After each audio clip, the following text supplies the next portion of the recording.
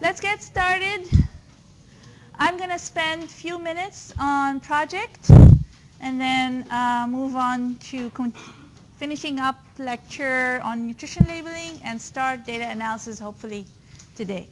So for the project, I'm already being contacted by many of you for a meeting, and the partners have been identified, but some of you still wanting to identify a partner for the project. If you have a partner already and you have not yet emailed me, please email me and set a time to meet within this week or early next week. I know my calendar is crazy, but I'm sure I'll find a time for us to meet. We only need 15 minutes to meet the first time. It's only product selection and going over any questions you might have and general layout. So the general layout, actually, I'm going to state it now so it's common and I don't have to repeat it and waste your time during our meeting. So, and one other thing, if you have not identified a partner yet, please stay behind for a couple of minutes at the end of class. Come up and we will have to match you. Already one person will be working alone, so I'm not going to have anybody else work alone. It's just not going to work out in terms of having some working alone and some having a partner. Because it's an odd number, only one of you get to be working alone. So what you need to do, all of these documents related to project is found on Moodle. So what you need to do is the first document labeled first project form to fill out before first meeting. It's spelled out exactly and you won't really miss it when you go to the project folder under Moodle or on Moodle. So what do I really want out of here is just to know if you have had any prior experience with any food product. This way you will get another product so that you learn something new. So just list if you had an internship in any related area, and especially if you had a quality assurance testing, not the quality control that you learn in food quality. The quality assurance testing that we learn about in this class, you've had experience with any of these. Okay? And that's the first column. Here, what would be your preference in terms of food category that you would like to work with, and then give an example. So dairy, you'd like cheddar cheese. So you put number one, cheddar cheese. Then cereals, number two, bread, or breakfast cereal, or a granola bar, or whatever is specific that you would like to work on, and so on. So put it in 1, 2, and 3. And the reason you want to rank it is if you are the fourth group that you're meeting with me, cheddar cheese is already taken, we'll go to your next one in line. Okay, somebody just stepped out, and whoever stepped out, please make sure they know what we're talking about here. The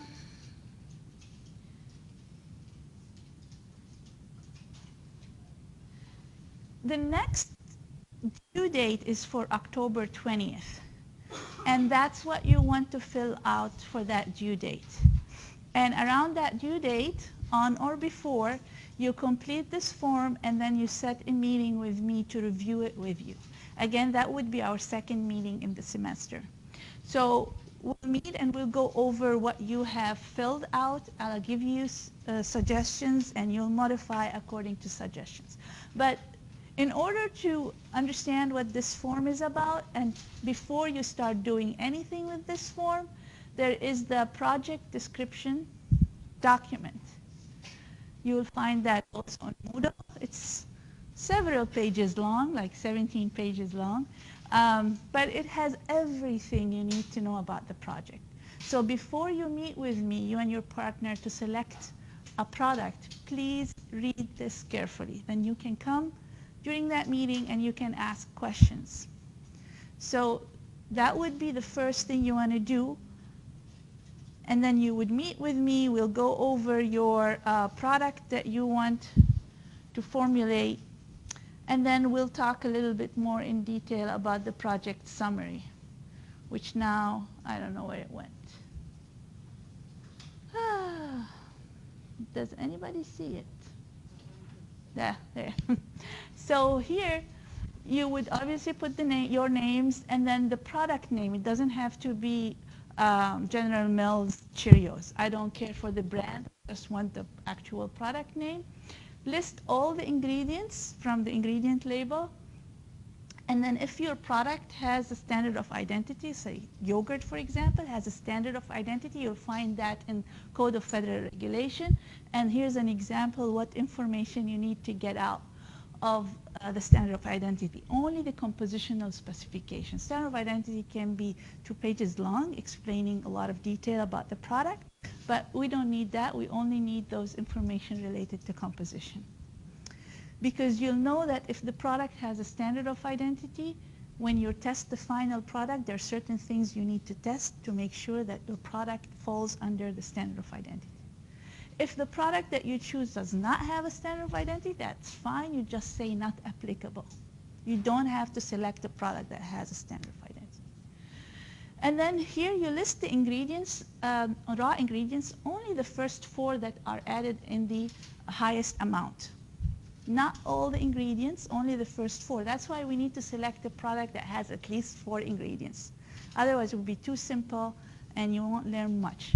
Let's say you have cheddar cheese. You start with milk. So you list milk and then all of the components that you test in milk to assure the milk quality. Antibiotics, fat content, moisture, total solids, whatever they are, you list them. So for milk, there might be like 5 or 6 different rows. So the table will be probably 2 pages long. But make sure you list all of the components that are analyzed and then the method. For every component, you might have several methods. So you have to select the appropriate method and put the reference. It's an AOAC method, it's an AACC method. You put the reference and the method number here. And then you move on to test during processing. So during the processing, what do we check for? Do we check for moisture content, pH, acidity? So what are the components that you really need to measure while processing the sample? So you list them here, and then you put the name of the test and the reference. For the final product, again, on the final product, what are the important measures that you need to assess to ensure the product quality? You do not, and I'm underlining this, add anything related to nutrition label in this exercise. So you don't put everything you need to measure for nutrition label. You put what you need to measure for quality. So these would be specifics based on, for example, standard of identity or based on the quality known for that product. Okay, and then the concluding statements, what are the unique tests that you would do for cheddar cheese, for example, that you wouldn't do for yogurt or you wouldn't do for cottage cheese? What's unique about the product in terms of testing? So that's that, and then at the end you add a schematic diagram of the processing chart. So the major steps of the processing from raw ingredient to final product, and then you would integrate at each step where do you do what kind of testing. So at this point you would measure moisture, at that point you measure acidity, and so on. So that's that, and on Moodle you'll find examples from previous years. So last year or the year before, you will have a visual about what would be a preliminary summary.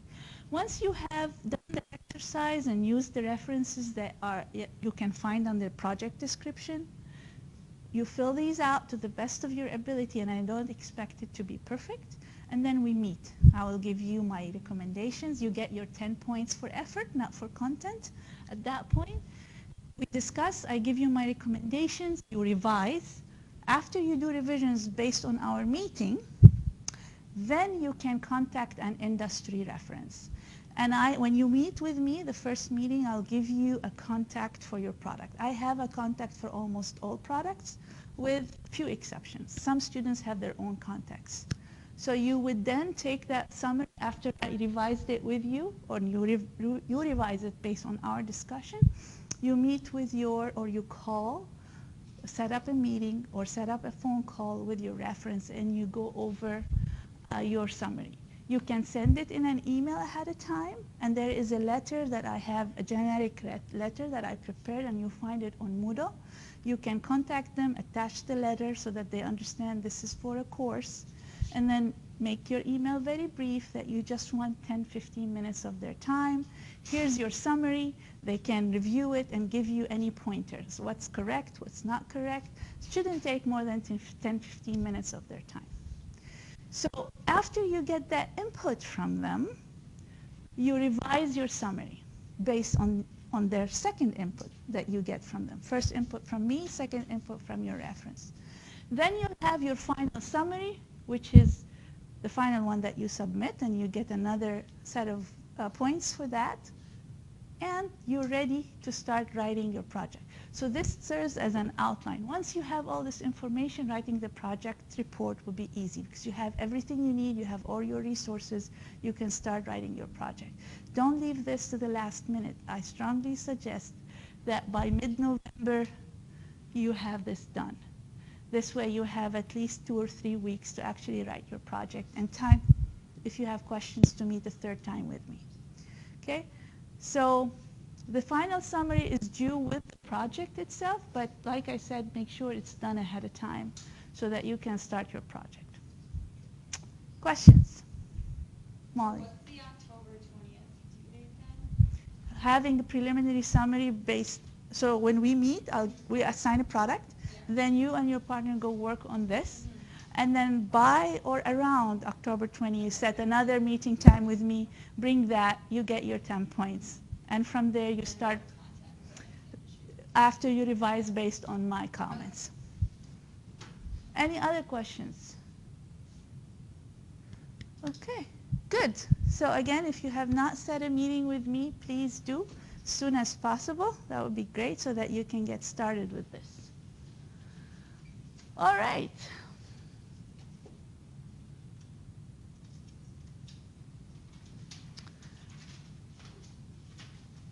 Recap questions so that we can move on.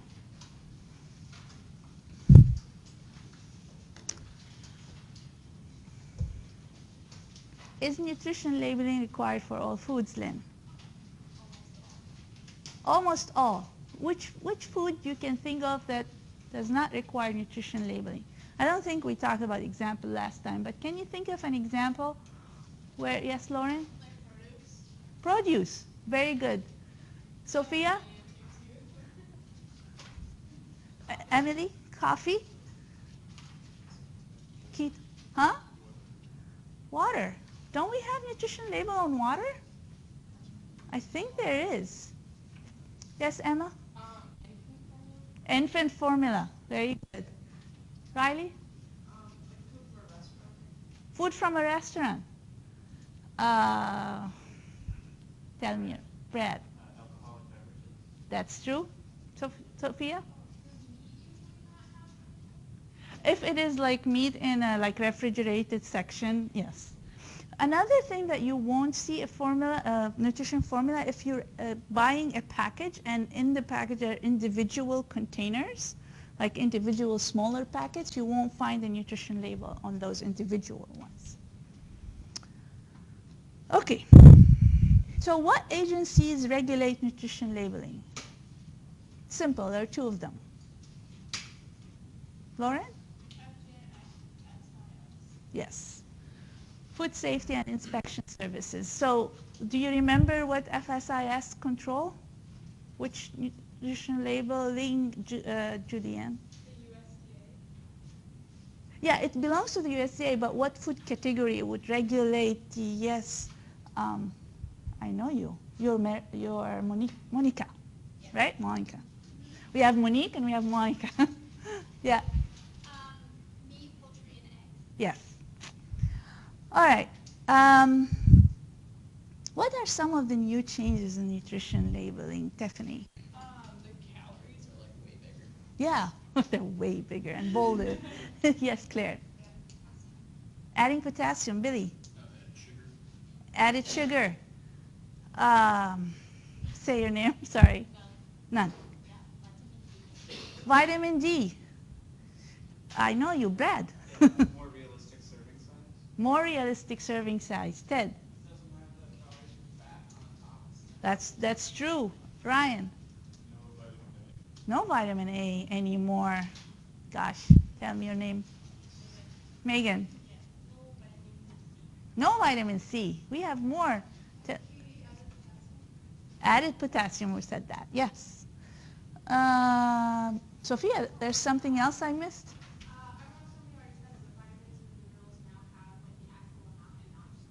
Ah, nobody said that. That is a good catch. Yes. All right, cool. What type of analytical methods are required to obtain the values listed on the nutrition label? This question comes in exams, and a lot of students don't understand what I'm talking about when I say what type of analytical methods. And almost 90% of the students get this wrong because they don't know what I'm asking for. So I thought I'll put it here so that everybody knows what I'm asking for when I say what type. Huh. Okay, Lucy. Yeah, government approved methods. That's what I mean, what type of analytical method. So it should be, if you say government approved, or if you said primary methods or reference methods, that's all, these are all correct. If you say quality control methods, that's incorrect. Okay? Yes, Tiffany? I have a question on like the new nutrition label, like how they changed the serving size. That's like not on like what's recommended. It's just like what they think people normally would consume. Is that how? I'm asking. Chelsea. It's a combination. So like, Okay. for example, like they did ice cream from a half a cup up to a cup because most people are eating about a cup of ice cream. Right. And so some of the things I think it was based on like recommended, based on trying to get the better dietary. Yeah. Like lower fat, values, yeah. like lowering the fat, some of that. So I think it was a combination of everything when they sat down. Okay. Because the different industries also could basically lobby. They could write into the, when it gets posted in the Federal Register before it becomes passed as this is regulations. The different companies will what they thought would be a better serving size to it. So like it all kind of gets compiled together. Good. Thank you. All right. So now, when can you claim calorie free? Ketone. With a product that not contain more than 40 calories. More than what? How many? 40? Oh, you're very ambitious here. Is it 5? Yeah, 5 or less. Less than 5 calories. 5, I think you should put 5. Less than 5, I believe it is. Okay. Now this is great because I haven't gotten to this yet, but this is a recap question. Usually it depends where I stop in lecture, but I didn't get to that part last time. But let's see if you know this. Is the label in compliance when an added nutrient level is 80% of what is listed on the label? Let's say a government agency came and sampled your product and found that you added vitamin D, but when they measured it, it was 80% of what the labels say. Are they in compliance, you think? Lynn? If it's added, it should be equal or larger than 100% if it's added. You were going to say something else, Emily? Isn't it if it's a class 2 nutrient, like vitamins and mineral, 80% is okay? If it is already present in the food, 80% or higher is okay. But if you fortified, if you added something to your product and you put it on your nutrition label, then you have to have at least 100% of what you claim. If it's naturally occurring, 80% or higher is acceptable. And we'll talk about that a little bit more. Okay? Okay, so to determine caloric content of the food, there are several methods that you would follow. The simplest and the most common is you look at your macronutrients and you see how many grams are there of an individual macronutrient, protein, carbohydrate, and fat. And if there's alcohol, alcohol too. And then you multiply by the caloric content per gram of each. So 1 gram of protein is how many calories? 4. You're Paul, right? Dang. Who's Paul? Ah, right in the back. All right. Total carbohydrate? Ketone, 4. Fat? 9. Alcohol for the 6. 7. You're good. Perfect. So, so the total carbohydrate, definitely you have to take out the amount of dietary fiber, all dietary fiber, not just insoluble. That must be a mistake from my part. All the dietary fiber. So you will have on the label total carbohydrate and you have total dietary fiber. You subtract that, then you'll get the gram, then you multiply by the caloric content per gram of carbohydrate. And just a side note, when calorie is a capital letter, it means kilocalories. So 4 kilocalories is referred to as 4 calories with a capital C. So that's a side note. There's another way of determining calories by pump calorimeter. You put the food combust and measure how much energy is generated from combusting the food material. Yeah.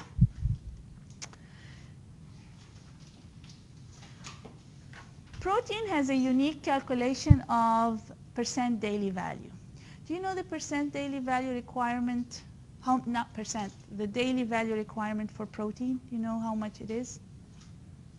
Isn't it like 50 grams per kilogram of body weight or something like that? Yeah, I think it is. So what you would do is when you have 15 grams on your label,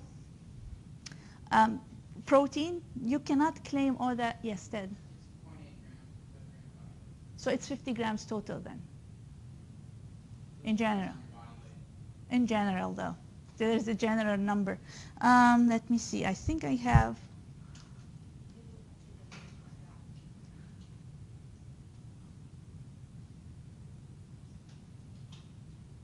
Right? Yeah, so it's 50 grams.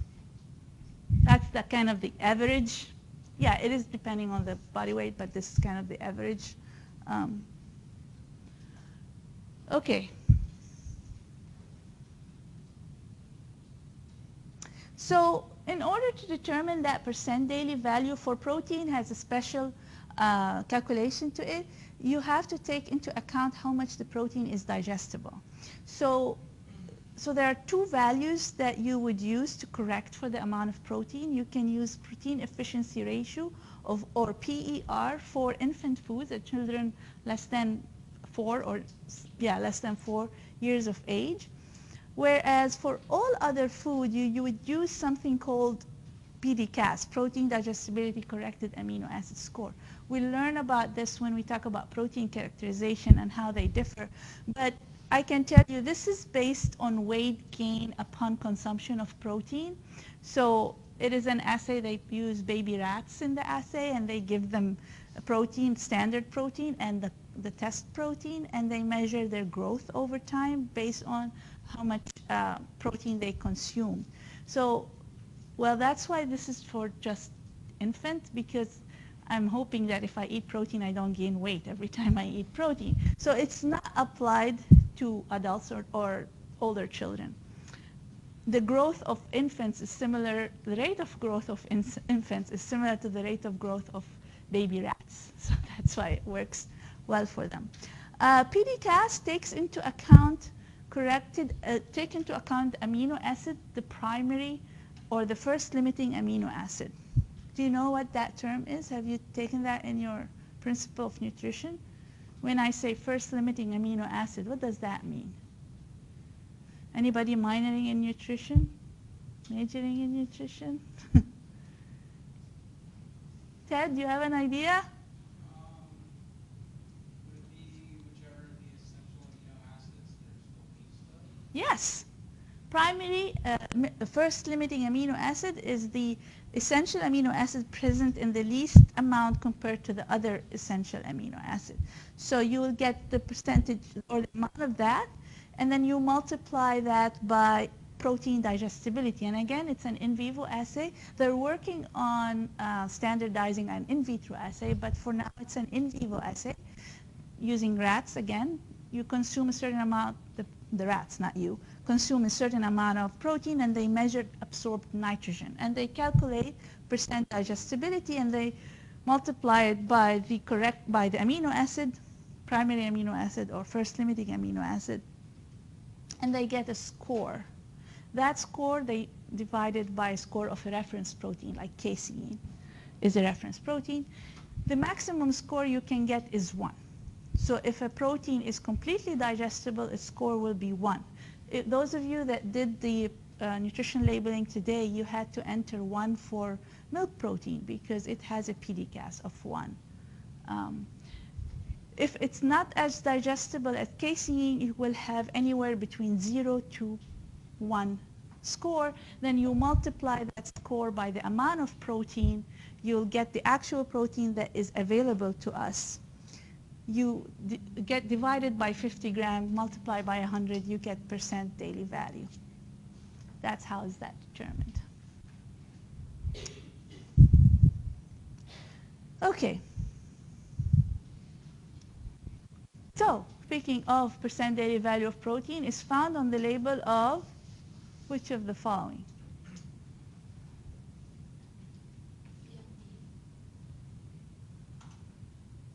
B and D.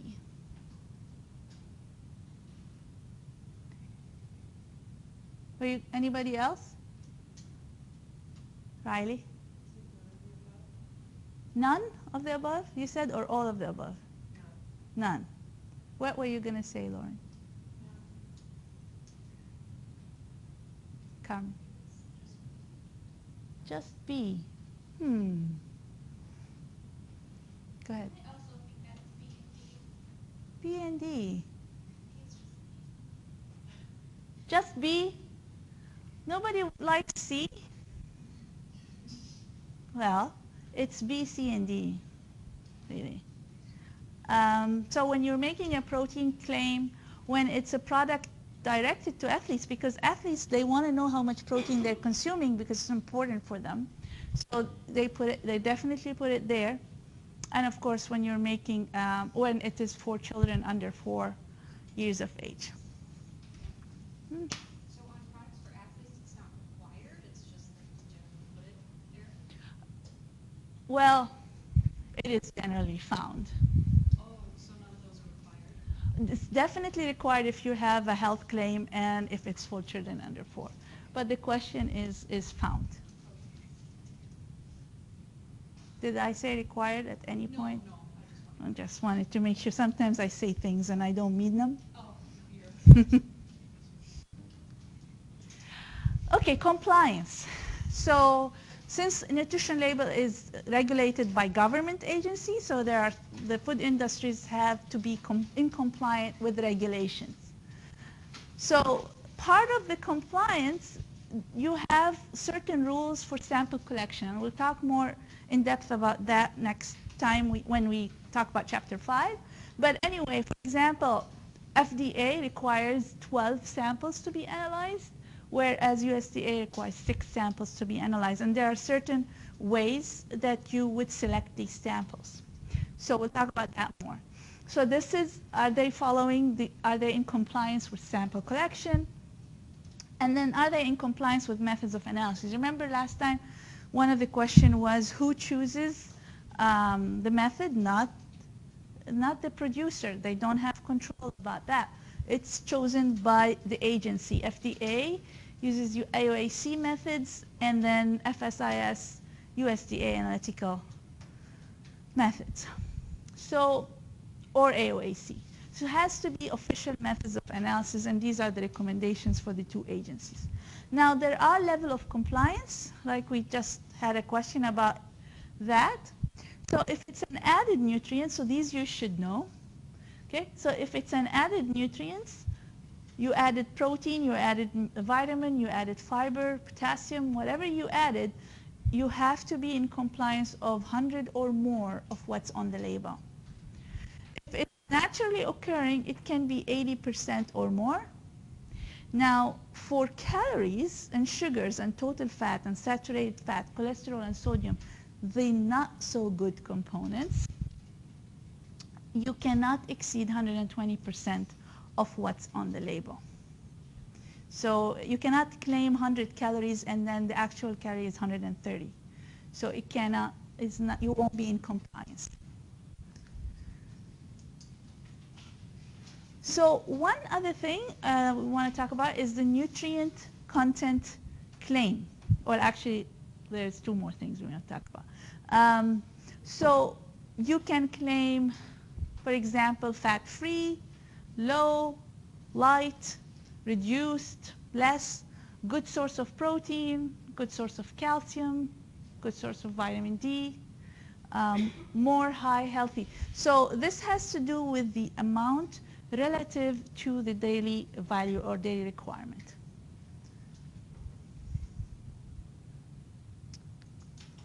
So this table, it used to be table 3.7 in edition 4.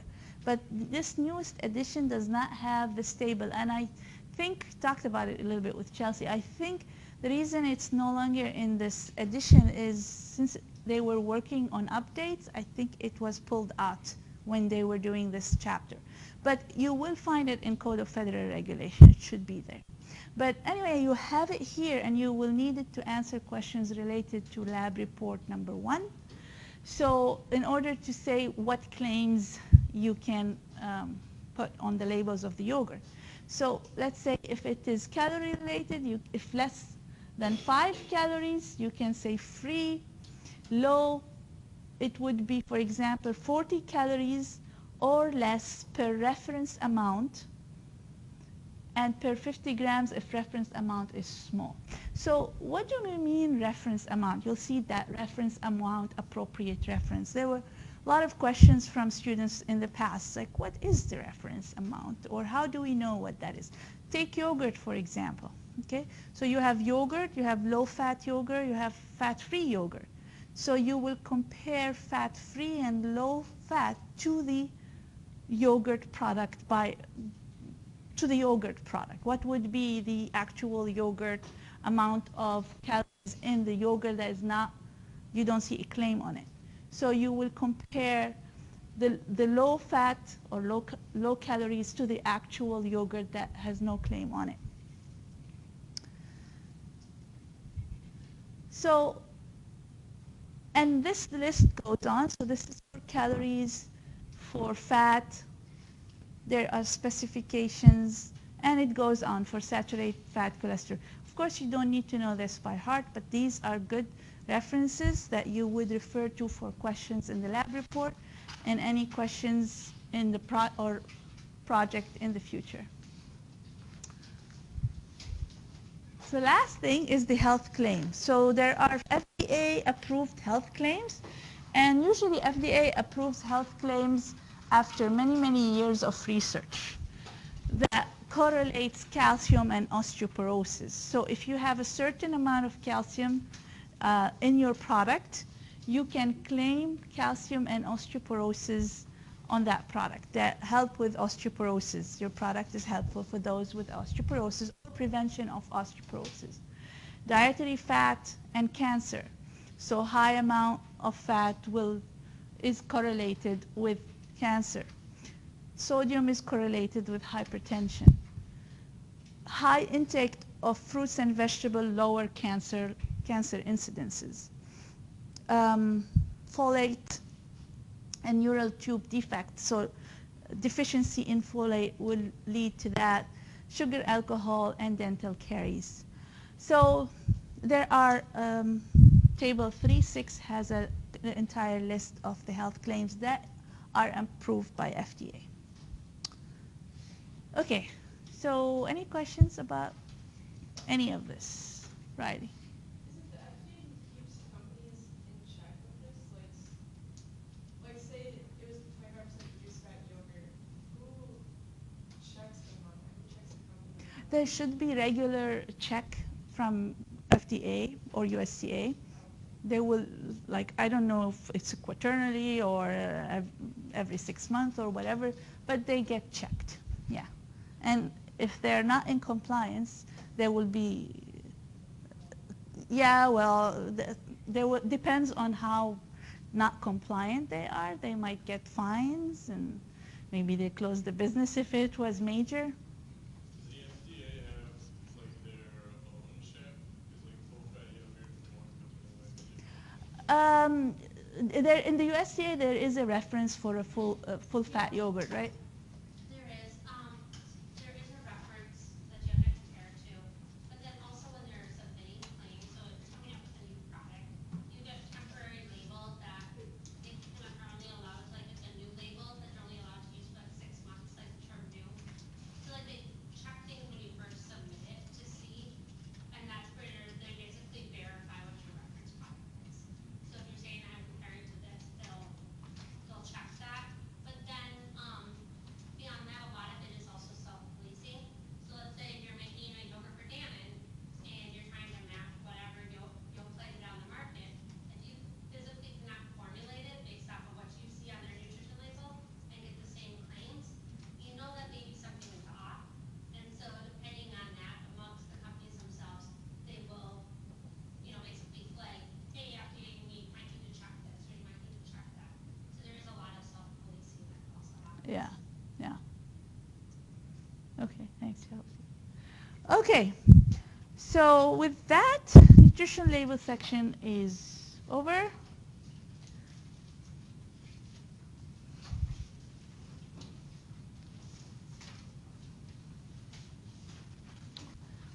We'll start with evaluation of analytical data. So this week we're doing the nutrition label lab. Next week we'll do a lot of data analysis and collection and looking at statistics. How do we interpret the data? So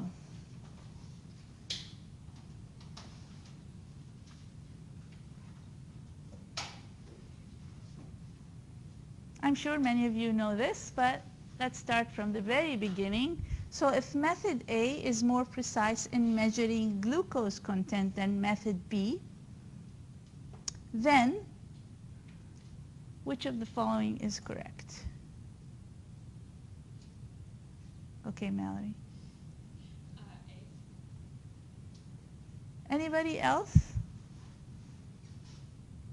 I agree with Mallory. Okay. I was trying to trick you guys. Yeah, okay, I agree with Mallory too. All right, so yes. So we'll talk about how do we calculate standard deviation, which is it's a number you calculate to determine deviation from the mean. So whenever you analyze or you trying to measure something in your food, you always, food or anything else, you always have to have replicates. You cannot run the test once or on one subsample and trust the data and and trust that this is close to the true value, because there are a lot of variation, and you have to account of variation from Keaton running it or Ryan running the method. They're going to be different result each time, a different person running the assay. So you used balance A versus balance B, how you pipette things, how you see the meniscus of a certain layer in a volumetric flask. So there are variations from the beginning to the end of the experiment. So you have to replicate so that you can determine the extent of variation so that you can determine whether this is correct, precise, you can rely on it. To do that, you start off with simple things. So you do 3 or 4 replications. Sometimes you need 6 replications. Sometimes you only need 2, depending on how much variation each method will have.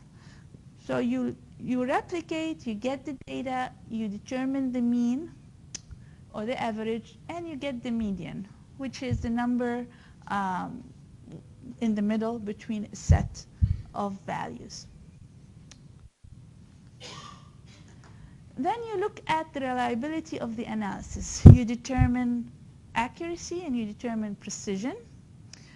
These are calculated by determining, accuracy, you determine the error, percent relative error to determine accuracy, we'll talk about that. Precision, you determine standard of deviation and you determine coefficient of variation. Specificity, this is how specific a method is. Are you measuring glucose? Are you measuring total carbohydrate? So what is the method specific for? Sensitivity, we'll talk about that because there's a question about it later on. And detection limit, how low of a limit can your method detect? So it can detect 0.05 milligrams. That's the lowest detection limit, for example. And then you are going to do a lot of curve fitting in this in the lab. For example, caffeine analysis, you have to determine calibration curve. You run standards and you plot calibration curve.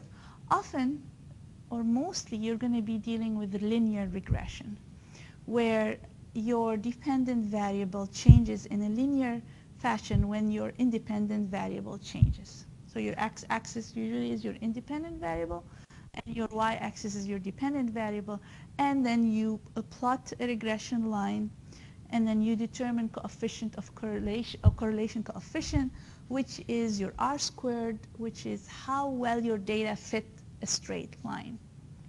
The higher the r squared is, of course, the highest is 1. So it's highly unlikely you'll get a perfect 1. Usually it's between 0.9 and 1. That would be a good line. And then you report the results. We're going to talk about significant figures. This is, I know you've learned this before, but it's still a very confusing concept. Sometimes you have to rely on logic. Sometimes you have to rely on mathematically figuring out your significant figures.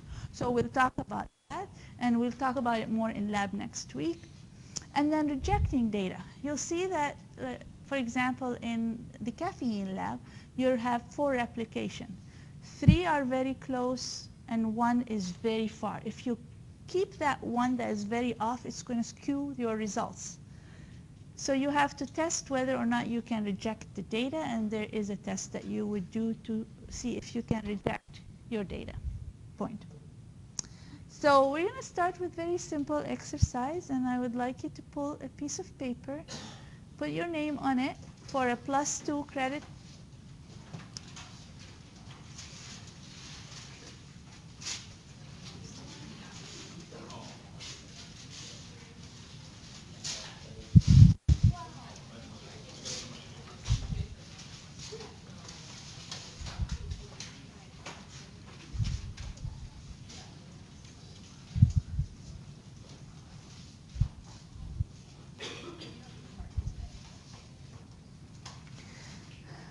Okay, we'll start this today and we won't finish it, so keep that piece of paper until Wednesday. We'll continue with the exercises and then you turn it in for a +2. Okay, so of course you all know this, but we start from the very beginning. Let's go ahead. You're going to be doing a lot of this calculation next week in lab, often using the Excel program. But let's get these values. You can use your phone or calculator.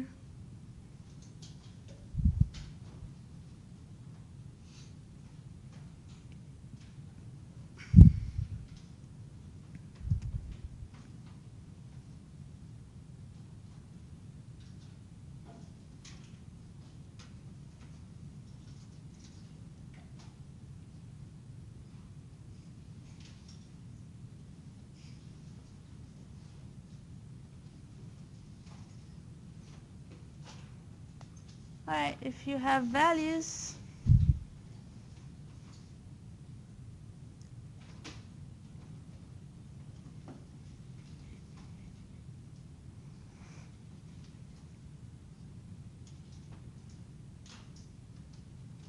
you have a value? Okay. So what do you have?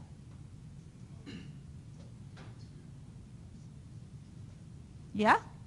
And the median?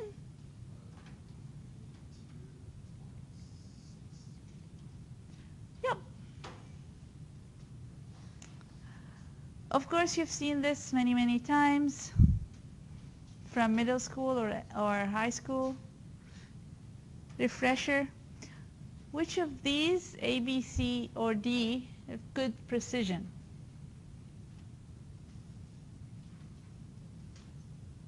Megan, right? Yeah. A and B. So that means the number of repetitions you have, they're all close to each other.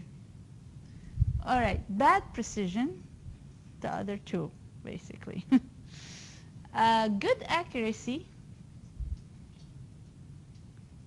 When Jane? Yeah. B. Yes, there are, although bad precision, they're kind of clustered around the bullseye here. And then bad accuracy. Billy? Anybody else? Claire? Just A? It's A and C. So although this has good precision, it's really far away from being accurate. And this one is poor precision and poor accuracy.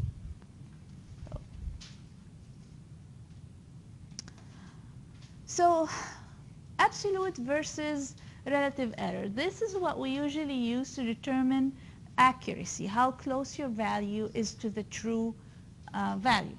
So how do we determine true value? Usually, and you will be doing that a lot in the lab, is either looking at the nutrition label and comparing the value you've gotten in the lab to the nutrition label, or if we don't have the value on the nutrition label, is like moisture content, it's not on the nutrition label, you will compare to a USDA reference. So you will use a USDA website that those of you that did the lab today, you've seen that link and you've used it. So you will find the reference moisture content of that particular product, and that would be your true value. So how you would determine the absolute error is you take your average of 5 replications, and then what would be the true value? You would be given a percent protein, for example, or percent moisture, either from a reference or the nutrition label, and you get the difference. That would be the absolute error. How much is different? What's the difference between what you've gotten to what is true? Then you get percent relative error, how far off in percentage you are from the true value. Then you would just get the difference divided by the true value, multiply by 100, you get a percent relative error. Usually if you are less than 5, you have percent, you have great accuracy. Between 5 to 10%, it's acceptable. Anything above 10, it's becoming poor accuracy, 10%.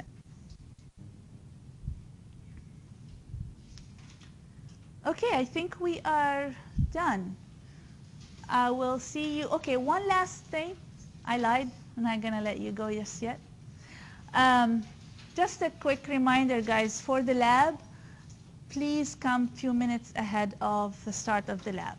Okay, just to get settled, to find your group, to get started.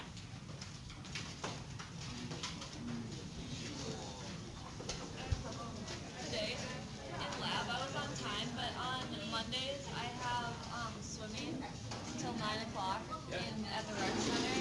So it takes, the gap, I only have like a half hour to get to St. Paul.